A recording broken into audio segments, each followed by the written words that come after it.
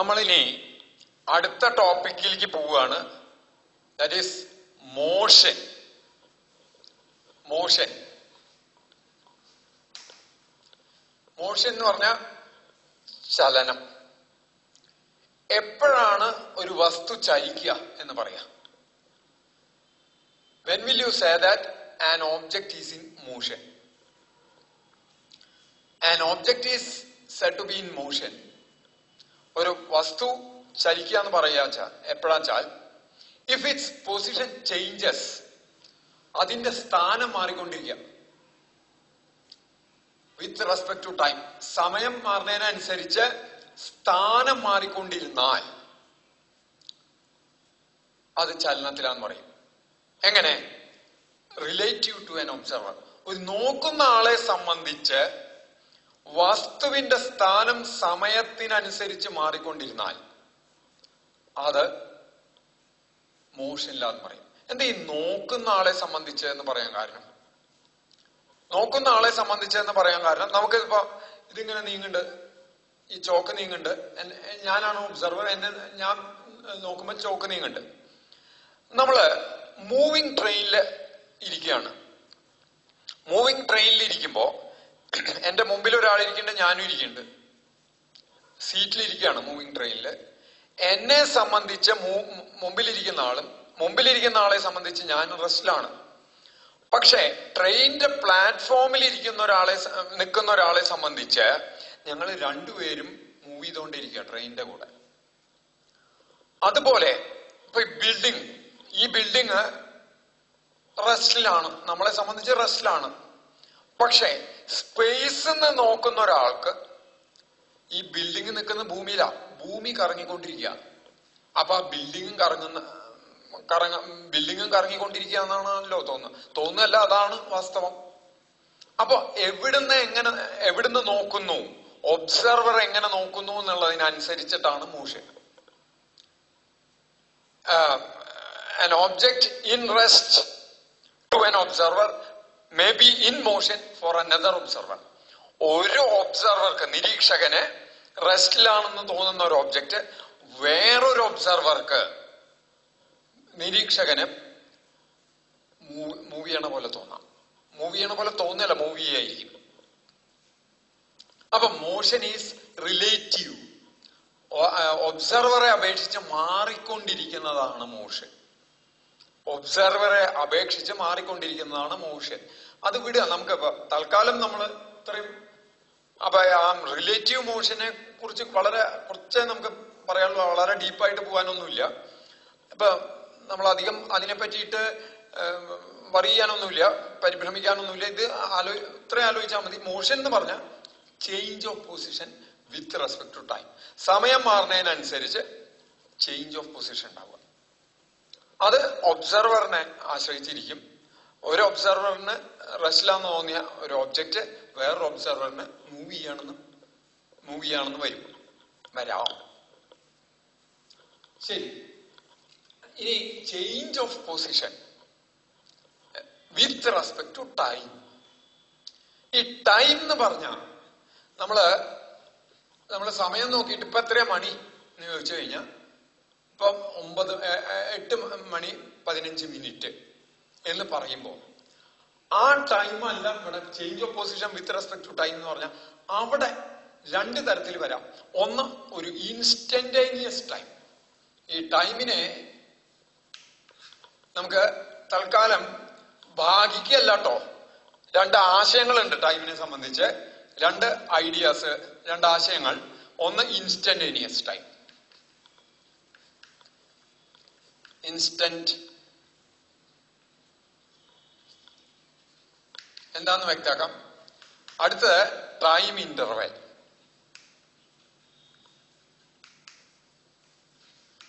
ആദ്യം ഞാൻ instantaneous time എന്താന്ന് പറയാം.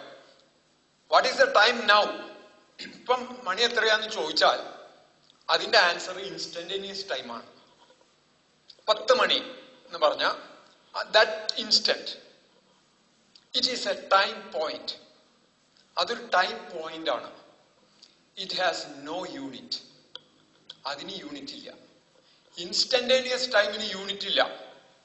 It it is a time point. ഏതുപോലെ നമ്മൾ ലെങ്ത് എന്ന് പറയും. ലെങ്ത് എന്ന് പറഞ്ഞാൽ രണ്ട് പോയിന്റുകൾക്ക് ഇടയ്ക്കുള്ള ദൂരത്തിനെയാണ് ലെങ്ത് എന്ന് പറയുന്നത്. അല്ലെങ്കിൽ രണ്ട് പോയിന്റുകൾക്ക് ഇടയ്ക്കുള്ള ലെങ്തിനെയാണ് ദൂരം എന്ന് പറയുന്നത്. പോയിന്റിന് സാധാരണ നിലയ്ക്ക് ഐഡിയൽ കേസില് ലെങ്ത് ഇല്ല, ഓരോ പോയിന്റിലും ലെങ്ത് ഇല്ല. അതേപോലെ ടൈം പോയിന്റ് എന്ന് പറയുന്നതിന് ലെങ്ത് ഇല്ല. 11 മണി 11:10 ഇതിന്റെ രണ്ടിന്റെ ഇടയ്ക്ക് ഉള്ള ആ സ്പേസ്, അതിനെയാണ് ടൈം ഇന്റർവെൽ എന്ന് പറയാം. 10 minute interval. It has got an unit. Time ഇന്റർവെലിന് യൂണിറ്റ് ഉണ്ട്, ടൈം ഇൻസ്റ്റന്റേനിയസ് ടൈമിന് യൂണിറ്റ് ഇല്ല. At an instant a moving object occupies a position. Move ചെയ്യുന്ന ഒരു ഓബ്ജക്റ്റ് ഒരു ഇൻസ്റ്റന്റില് ഒറ്റ പൊസിഷനെ ഓക്യുപ്പൈ ഉള്ളൂ. അതായത് ഒരു ഇൻസ്റ്റന്റില് 11 മണി, എക്സാക്ട് 11 മണി. ഈ 11 മണി എന്ന് പറയുമ്പോ നമ്മുടെ ഈ എക്സാക്ട്നെസ് എന്ന് പറയുന്നത്, നമ്മള് ഇപ്പൊ സാധാരണ ഒരു ഡിജിറ്റൽ സ്റ്റോപ്പ് വാച്ചില് 11:00 അടുത്ത 00 കൂടി ഉണ്ടെന്ന് വിചാരിക്കാം. നെക്സ്റ്റ് ഡിജിറ്റ്സ് വരെ തരുന്നുണ്ടെന്ന് നിൽക്കാം. അപ്പോ അതിലിങ്ങനെ വരുമ്പോ സാധാരണ നമ്മൾ എന്താ കാണുക, 10:59. അത് കഴിഞ്ഞ് ഇതിങ്ങനെ ആദ്യം 00 ഇതിങ്ങനെ സ്പീഡിൽ മാറിക്കൊണ്ടിരിക്കും. ഈ രണ്ട് സ്ഥാനങ്ങൾ പെട്ടെന്ന് പെട്ടെന്ന് മാറി എപ്പോ ഇതിലൊക്കെ 00 എന്ന് വരുന്നു, അത് പെട്ടെന്ന് മാറും. ഇനി ഇതിന്റെ അപ്പുറത്തേക്കും 0 എടുക്കാം. എല്ലായിടത്തും എല്ലാ സ്ഥാനങ്ങളും 0 ആയിട്ട് വരുന്നതാണ് 11 മണി എന്നുള്ള ഇൻസ്റ്റന്റ്. ആ ഇൻസ്റ്റന്റ് ക്ഷണം മാറും. അതാണ് ഒരു ഇൻസ്റ്റന്റ്. ഏറ്റവും ഷാർപ്പ് എന്ന് പറഞ്ഞു കഴിഞ്ഞാൽ ഒരു 6 സ്ഥാനം 7 സ്ഥാനം എഴുതി കഴിഞ്ഞാൽ പോലും അത് 0 ആയിട്ട് വരണം. അപ്പോഴേക്കത് മാറും. ഇതൊക്കെ എത്ര പെട്ടെന്നാ മാറി വരണേ. ഇത് കഴിഞ്ഞിട്ട് ഈ 11 എന്നുള്ളത് 11:01 എന്നുള്ള ഇൻസ്റ്റന്റ് ആവാൻ 1 മിനിറ്റ് ഇടവേളയുണ്ട്, ഇന്റർവെൽ ഉണ്ട്. പക്ഷെ ഇവിടെ ഇങ്ങനെ ഇത് 60 വരെ എത്തുമ്പോഴേക്കും ഇത് 11 ഈ ഭാഗം 59 ആയി കഴിഞ്ഞാൽ ഇത് പിന്നെ 1 കാണും. ഇവിടെ 00 എന്ന് വരും. ഇങ്ങനെയാണല്ലോ ഇത് മാറുക. അപ്പൊ ഇതൊക്കെ 0 ആയിട്ട് വരുന്ന, ഇനി ഇതിന്റെ ഇപ്പുറത്തേക്ക് ഒരു 2 സ്ഥാനങ്ങൾ കിട്ടും. ഇതൊക്കെ 0 ആയിട്ട് വരുന്നതിനാണ് എക്സാക്ട് ഇൻസ്റ്റന്റ് എന്ന് പറയും. ഒരു ഇൻസ്റ്റന്റ് ഓഫ് ടൈം ഒരു മൂവിംഗ് ഓബ്ജക്റ്റ് ഒരു പൊസിഷനെ ഓക്യുപ്പൈ ഉള്ളൂ. At an instant an object occupies a position. ഇങ്ങനെ മൂവ് ചെയ്തോണ്ടിരിക്കുകയാണ്. നമ്മള് ക്ലോക്കിൽ ഇങ്ങനെ നോക്കേണ്ടത് ഇങ്ങനെ മൂവ് ചെയ്യുന്നുണ്ട്. ഓരോ ഇൻസ്റ്റന്റിലും ഓരോ പൊസിഷൻ. അല്ലാണ്ട് 11 മണി എന്നുള്ള ഒരു സമയത്ത് ഓബ്ജക്റ്റ് പല പല പൊസിഷനുകളിൽ ഇരിക്കുക, അത് അസംഭവ്യമാണ്. ഇറ്റ് ഈസ് ഇമ്പോസിബിൾ, സാധിക്കില്ല. അപ്പൊ ഇതാണ് ഇത് തമ്മിലുള്ള concept. Time interval has got, 2 instant ടൈമുകൾക്ക് ഇടയ്ക്കുള്ള ആ ഇടവേളയെ പറയുന്ന പേരാണ് time interval. Time interval it has got unit. അതിനാണ് യൂണിറ്റ് ഉള്ളത്. സെക്കൻഡ്, മിനിറ്റ്, അവർ, ഇയർ, ഇതൊക്കെ ടൈം ഇന്റർവെല്ലിന്റെ യൂണിറ്റ് ആണ്. ഇൻസ്റ്റന്റേനിയസ് ടൈമിന് യൂണിറ്റ് ഇല്ല. അപ്പോ ഓരോ ഇൻസ്റ്റന്റിലും ഓരോ പൊസിഷൻ ഓക്യുപ്പൈ ചെയ്ത്, ഈ ഇൻസ്റ്റന്റിലുള്ള പൊസിഷൻ അല്ല അടുത്ത ഇൻസ്റ്റന്റില്, ആ ഇൻസ്റ്റന്റിലുള്ള പൊസിഷൻ അല്ല പിന്നത്തെ ഇൻസ്റ്റന്റിൽ എന്ന് വരുമ്പോഴാണ് അത് മൂവ് ചെയ്യുന്നു എന്ന് പറയുന്നത്. ടൈം ചേഞ്ച് ചെയ്തുകൊണ്ടിരിക്കുന്നു, അതിനനുസരിച്ച് പൊസിഷനും ചേഞ്ച് ചെയ്തുകൊണ്ടിരുന്നാൽ ആ ഓബ്ജക്റ്റ് മോഷനിലാന്ന് പറയും. അപ്പൊ ഇതാണ് instantaneous time and time interval.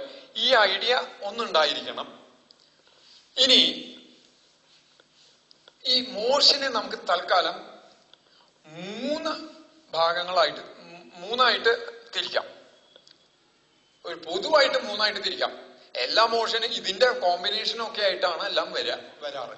അത് 3 തിരിക്കുമ്പോ എങ്ങനെയാണെന്ന് വെച്ചാൽ, 1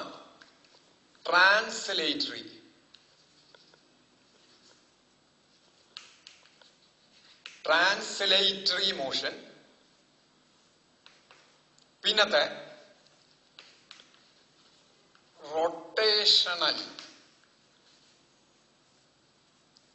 റൊട്ടേഷണൽ മോഷൻ.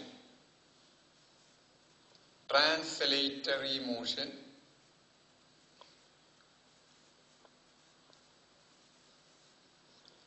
റൊട്ടേഷണൽ മോഷൻ, മൂന്നാമത്തെ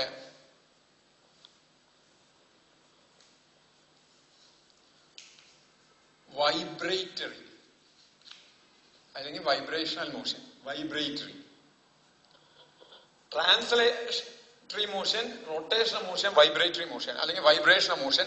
ഇതിനെ വൈബ്രേഷണൽ മോഷനെ പറയുന്ന വേറൊരു പേരാണ് ഓസിലേറ്ററി മോഷൻ എന്നും പറയും. വൈബ്രേഷണൽ മോഷനെ ഓസിലേറ്ററി മോഷൻ എന്നും പറയും. എന്താണ് ഇതൊക്കെ എന്നുള്ളത് നോക്കാം. ട്രാൻസ്ലേറ്ററി എന്ന് പറഞ്ഞാൽ ഒരു വസ്തു മൂവ് ചെയ്യുമ്പോ ആ മൂവ് ചെയ്യുന്ന വസ്തുവിലെ എല്ലാ പാർട്ടിക്കിൾസിനും ഒരേ ഡിസ്പ്ലേസ്മെന്റ് ഉണ്ടാവുകയാണെങ്കിൽ, ഇപ്പൊ ഈ ബുക്ക് ഞാൻ ഇങ്ങനെ നീക്കുകയാണ്, ഇങ്ങനെ നീക്കുമ്പോ ഈ പുസ്തകം എന്ന് പറയുന്നത് ധാരാളം പാർട്ടിക്കിൾസ് ചേർന്നുണ്ടായിട്ടുള്ളതാണ്. അപ്പൊ ബുക്ക് നീങ്ങുമ്പോ അതിലത്തെ ഓരോ പാർട്ടിക്കിളിനും ഡിസ്പ്ലേസ്മെന്റ് ഉണ്ട്. എല്ലാ പാർട്ടിക്കിളിനും ഒരേ ഡിസ്പ്ലേസ്മെന്റ് ആണ് ഉണ്ടാവുന്നത് എങ്കിൽ during motion, if all the particles have same or identical displacement, that motion is called translatory motion. Another example is movement of a car without considering the movement of its wheels. Car നീങ്ങുമ്പോ ആ ചക്രങ്ങളുടെ movement ഞാൻ പരിഗണിക്കുന്നില്ല. ബാക്കിയുള്ള കാറിന്റെ ബോഡിയുടെ movement മാത്രം എടുത്താൽ, കാറിന്റെ ബോഡിയുടെ മൂവ്മെന്റ് മാത്രം ട്രാൻസ്ലേറ്ററി മോഷൻ ആണ്. കാരണം കാറിന്റെ ഫ്രണ്ടിന് എത്ര ഡിസ്പ്ലേസ്മെന്റ് ഉണ്ടായോ അത്രയും ഡിസ്പ്ലേസ്മെന്റ് തന്നെ ബാക്കിനുണ്ടാവും. ഏത് ഡയറക്ഷനിൽ ഫ്രണ്ടിന് ഡിസ്പ്ലേസ്മെന്റ് ഉണ്ടായോ അതേ ഡയറക്ഷനിൽ തന്നെയാണ് ബാക്കിനും ഡിസ്പ്ലേസ്മെന്റ് ഉണ്ടാവുക. Displacement is A vector quantity. Is the line segment connecting initial and directed line segment connecting initial and final position എന്ന് പറഞ്ഞു. അപ്പോ ഫ്രണ്ട് പോർഷന്, ഫ്രണ്ടിലെ ഒരു പോയിന്റിന്, കാറിന്റെ ഫ്രണ്ടിൽ ഒരു പോയിന്റിന് ഉണ്ടായ അതേ ഡിസ്പ്ലേസ്മെന്റ് തന്നെയാണ് ബാക്കിൽ ഒരു പോയിന്റിന് ഉണ്ടാവുക. അപ്പൊ ആ കാറിന്റെ നീങ്ങുന്ന മോഷൻ സാധാരണ നിലയ്ക്ക് റോഡിൽ കൂടെ പോകുമ്പോ ദാറ്റ് ഈസ് ട്രാൻസ്ലേറ്ററി മോഷൻ എന്ന് പറയാം. ഇനി ഇതേ ബുക്ക് തന്നെ ഞാൻ ഇങ്ങനെ തിരിക്കുമ്പോ ഈ ബുക്കിൽ ഉണ്ടാക്കിയിട്ടുള്ള പാർട്ടിക്കിൾസ് സർക്കുലർ പാത്തിൽ മൂവ് ചെയ്യാണ്. If all the particles constituting an object moves along a circular path, that motion is called rotational motion. പമ്പരം കറങ്ങുമ്പോ ആ ആക്സിസിൽ അനങ്ങാണ്ട് നിന്നിങ്ങനെ കറങ്ങുമ്പോ അതിന്റെ എല്ലാ പാർട്ടിക്കിൾസും സർക്കുലർ പാത്തിലാണ് മൂവ് ചെയ്യുന്നത്. Rotation motion. ഇനി what is meant by vibratory motion? If a particle moves to and fro, അങ്ങോട്ടും ഇങ്ങോട്ടും move ചെയ്യുക, that motion is called vibratory motion. That motion is called vibratory or oscillatory motion. ഈ മോഷനെയാണ് vibratory അല്ലെങ്കിൽ oscillatory motion എന്ന് പറയുന്നത്. ഇതിന്റെ ഇങ്ങനെ ഈ മൂന്ന് തരം മോഷന്റെ കോമ്പിനേഷൻ ആയിട്ടാണ് മോഷൻസ് ഒക്കെ വരുന്നത്. ഇതിൽ ഓരോ ഭാഗങ്ങളും നമുക്ക് വിസ്തരിച്ച് ഇതുപോലെ പഠിക്കാണ്ട്. ആദ്യം നമ്മൾ കടക്കുന്നത് ട്രാൻസ്ലേറ്ററി മോഷനിലേക്കാണ്.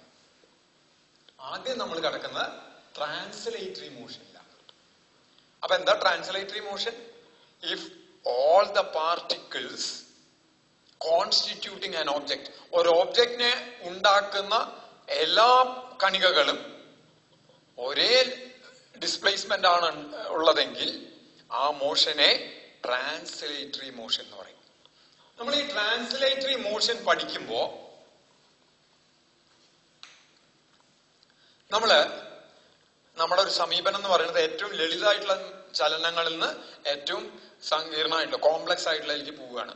ആദ്യം അതായത് motion along a straight line, അത് കഴിഞ്ഞ് മോഷൻ അലോങ് എ പ്ലെയിൻ, അങ്ങനെയാണ് പോവുക. ആദ്യം ഏറ്റവും സിമ്പിൾ ആയിട്ട് സ്ട്രെയിറ്റ് ലൈനിൽ ഒരു മോഷൻ പഠിക്കുന്നു, അത് കഴിഞ്ഞ് നമ്മള് പ്ലെയിനിലെ മോഷൻ, അങ്ങനെ അതായത് ഏറ്റവും ലളിതമായിട്ടുള്ളതെന്ന് കൂടുതൽ സങ്കീർണമായിട്ടുള്ളതിലേക്കാണ് നമ്മൾ പോണത്. അപ്പൊ ആദ്യം ട്രാൻസ്ലേറ്ററി മോഷൻ തന്നെ നമ്മൾ ആദ്യം motion along a straight line, ആ ട്രാൻസ്ലേറ്ററി മോഷൻ സ്ട്രെയിറ്റ് ലൈൻ ആയിട്ട് വന്ന അതിനെ പറയുന്ന വേറൊരു പേരാണ് rectilinear motion. Rectilinear motion line wise ആയിട്ട് മൂവ് ചെയ്യണം, റെക്റ്റിലീനിയർ മോഷൻ. ഇനി നോക്കാം, സാധാരണ അങ്ങനെ ട്രാൻസ്ലേറ്ററി മോഷൻ, ഇപ്പൊ ഒരു കാറിന്റെ ബോഡി, കാറ് സാമാന്യ നിലയ്ക്ക് നമ്മൾ ചെന്നിരിക്കുമ്പോൾ വളരെ വലിയ ബോഡിയാണ്. അതിന്റെ മോഷൻ എടുക്കുമ്പോൾ, അതിന്റെ ചലനത്തിനെ കുറിച്ച് നമ്മൾ നോക്കുമ്പോൾ എല്ലാ പാർട്ടിക്കിൾസിനും ഐഡന്റിക്കൽ ഡിസ്പ്ലേസ്മെന്റ് ആണ്. എല്ലാ പാർട്ടിക്കിൾസിനും ഐഡന്റിക്കൽ ഡിസ്പ്ലേസ്മെന്റ് ആണ്. അങ്ങനെയാണെങ്കിൽ ഫ്രണ്ടിലത്തെ ഇപ്പൊ കാറിന്റെ സൈസ് ഇത്രയുണ്ട് നിൽക്കുക,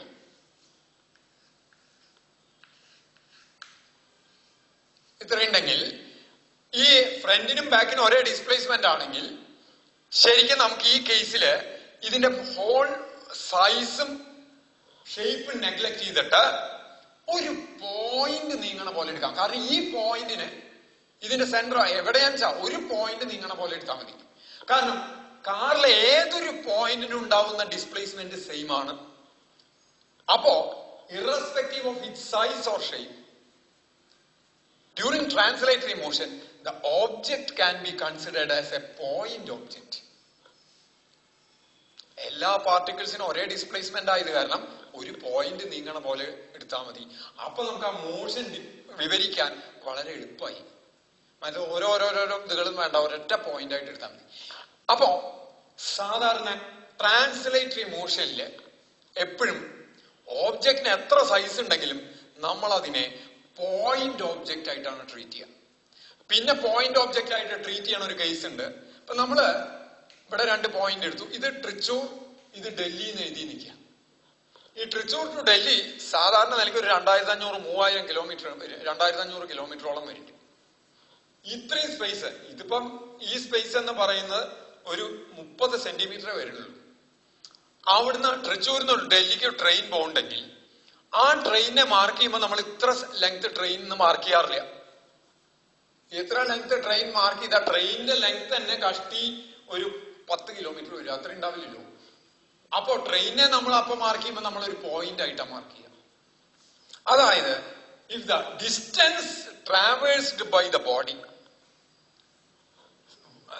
വസ്തു സഞ്ചരിക്കുന്ന ദൂരം വസ്തുവിന്റെ സൈസിനേക്കാൾ വളരെ കൂടുതലാണെങ്കിൽ, വസ്തുവിന്റെ സൈസിനേക്കാൾ വളരെ കൂടുതലാണെങ്കിൽ that object can be considered as a point object. തൃശ്ശൂരിന്ന് ഡൽഹിക്ക് പോകുന്ന ഒരു ട്രെയിനിനെ കൺസിഡർ ചെയ്യുമ്പോൾ നമ്മൾ ബുക്കിൽ വരയ്ക്കുമ്പോ എന്തായാലും ആ ഡിസ്റ്റൻസ് മാർക്ക് ചെയ്യുമ്പോൾ ആ ഡിസ്റ്റൻസിനെ കമ്പയർ ചെയ്യുമ്പോ ഈ ട്രെയിനിന്റെ സൈസ് നെഗ്ലിജിബിളി സ്മോൾ ആണ്. അപ്പോ ആ കേസില് ആ ട്രെയിനിനെ നമ്മൾ പോയിന്റ് ഒബ്ജക്റ്റ് ആയിട്ട് എടുക്കും. അപ്പൊ ഇതിൽ പറയാവുന്ന വേറൊരു കാര്യമുള്ളത് concept of point object. What is a concept of point object എന്ന് പറയുന്നത് എന്താണ്? പോയിന്റ് ഒബ്ജക്റ്റ് എന്ന് പറഞ്ഞാൽ ട്രാൻസ്ലേറ്ററി മോഷനില് അല്ലെങ്കിൽ if the distance travelled by the body is very large compared to the size of the body, ഈ 2 സിറ്റുവേഷനിലും the body can be considered as a point object. The body can be considered as a point object. Right? ഇനി നമ്മള് സാധാരണ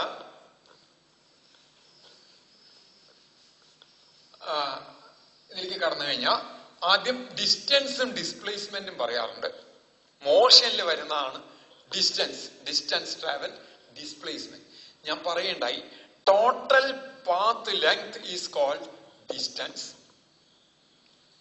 and the line segment connecting initial and final position is called displacement. 2 points എടുത്തു, A, B. ഇതിന്റെ ഇടയിൽ infinite paths ഉണ്ട്.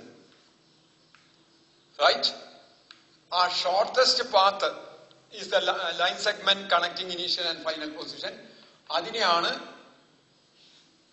അതിനെയാണ് displacement എന്ന് പറയുന്നത്. It is a vector. Displacement vector quantity ആണ്. നേരെ മറിച്ച് distance is a scalar quantity. During motion ചലനത്തിന്റെ ഇടയിൽ ഡിസ്റ്റൻസും ഡിസ്പ്ലേസ്മെന്റും മാറിക്കൊണ്ടിരിക്കുകയാണ്. ഒരേ പൊസിഷനിലല്ലേ ഇരുന്ന് കഴിഞ്ഞാൽ ഡിസ്റ്റൻസിന് മാറ്റമില്ല, ഡിസ്പ്ലേസ്മെന്റിന് മാറ്റമില്ലെങ്കിൽ, യാതൊരു മാറ്റവും ഇല്ലെങ്കിൽ അത് മൂവ് ചെയ്യണില്ലല്ലോ. അപ്പോ ഡ്യൂറിങ് മോഷൻ ഇത് രണ്ടും ചേഞ്ച് ചെയ്തുകൊണ്ടിരിക്കും. ഏത് ഡിസ്റ്റൻസും ഡിസ്പ്ലേസ്മെന്റും ചേഞ്ച് ചെയ്തുകൊണ്ടിരിക്കും.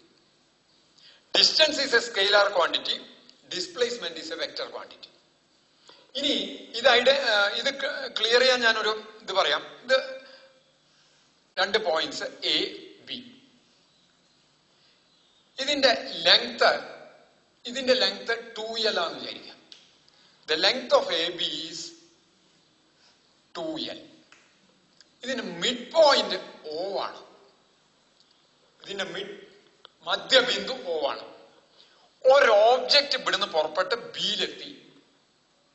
ഇവിടുന്ന് ഇങ്ങനെ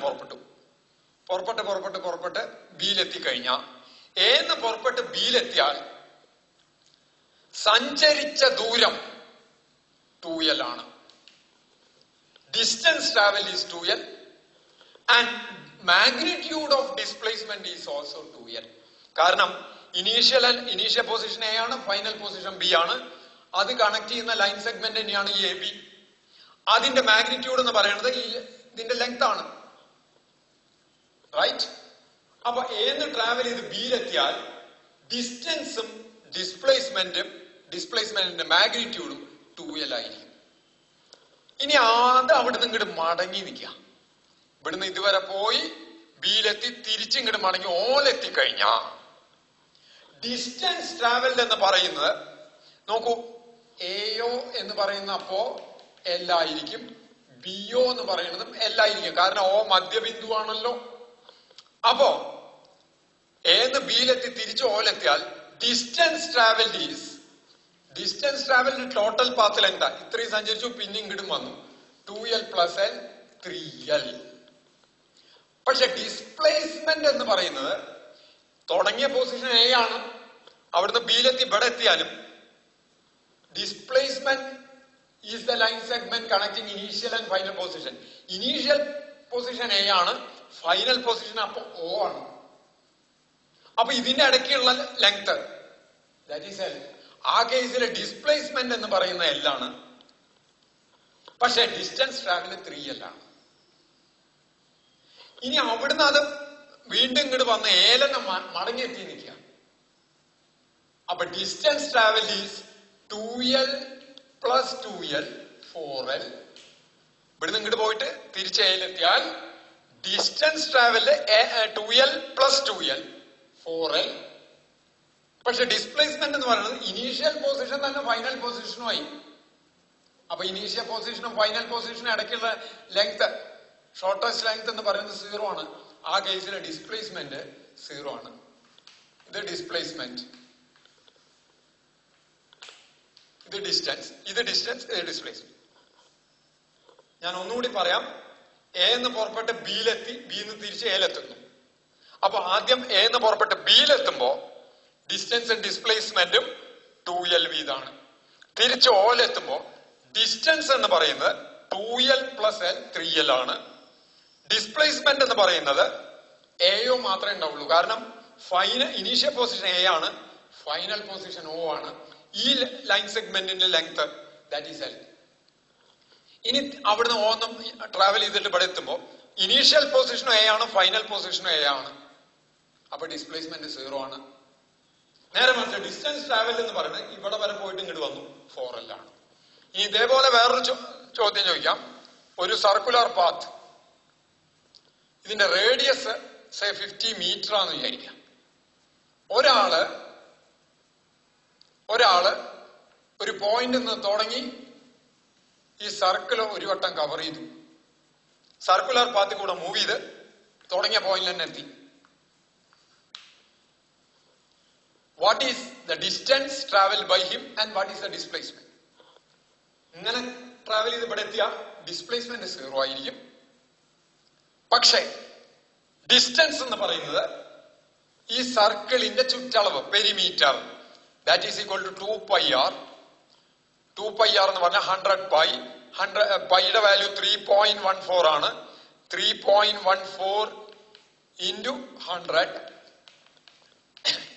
314 മീറ്റർ ആണ് അയാൾ ട്രാവൽ ചെയ്ത ഡിസ്റ്റൻസ്.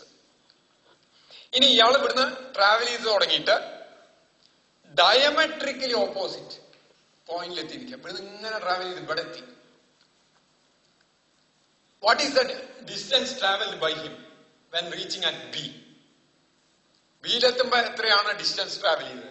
ഡിസ്റ്റൻസ് ട്രാവൽ ചെയ്തത് എന്ന് പറയുന്നത് ഈ പെരിമീറ്ററിന്റെ പകുതിയായിരിക്കും. 314/2 ദാറ്റ് ഈസ് 157 മീറ്റർ ആയിരിക്കും എന്ത് distance travel. And what is the displacement? That is the line segment connecting initial and final, length of the line segment connecting initial and final position. Magnitude of displacement is length of the line segment connecting initial and final position. അപ്പൊ ഇവിടുന്ന് ഇതുവരെയുള്ള ഈ line സെഗ്മെന്റിലെ നീളായിരിക്കും magnitude of displacement. ഇത് 50. So displacement is 100 metre. ഇവിടുന്ന് ഇങ്ങോട്ട് എത്തുമ്പോ ഡിസ്പ്ലേസ്മെന്റ് 100 ആണ്, പക്ഷേ ഡിസ്റ്റൻസ് ട്രാവൽ 157 ആണ്. റൈറ്റ്? ഇതാണ് ആ ഡിസ്റ്റൻസും ഡിസ്പ്ലേസ്മെന്റും തമ്മിലുള്ള ആ ഒരു വ്യത്യാസം വ്യക്തമാക്കാനാണ്. ഡിസ്റ്റൻസിന് മാഗ്നിറ്റ്യൂഡ് മാത്രമേ ഉള്ളൂ, ഡിസ്പ്ലേസ്മെന്റിന് മാഗ്നിറ്റ്യൂഡും ഡയറക്ഷനും ഉണ്ട്. അപ്പൊ സാധാരണ ഡിസ്പ്ലേസ്മെന്റ് ഈക്വൽ ടു ഇത്ര എന്ന് പറഞ്ഞാൽ അത് ഉദ്ദേശിക്കുന്നത് മാഗ്നിറ്റ്യൂഡ് ഓഫ് ഡിസ്പ്ലേസ്മെന്റ് ആണ്. ഇനി how fast it's position changing, അത് പറയാൻ രണ്ട് ടേംസ് നമ്മൾ കൊണ്ടുണ്ട്, സ്പീഡും വെലോസിറ്റിയും. അതിനെ പറ്റിയിട്ട് അടുത്ത ക്ലാസ്സിൽ ഡിസ്കസ് ചെയ്യും.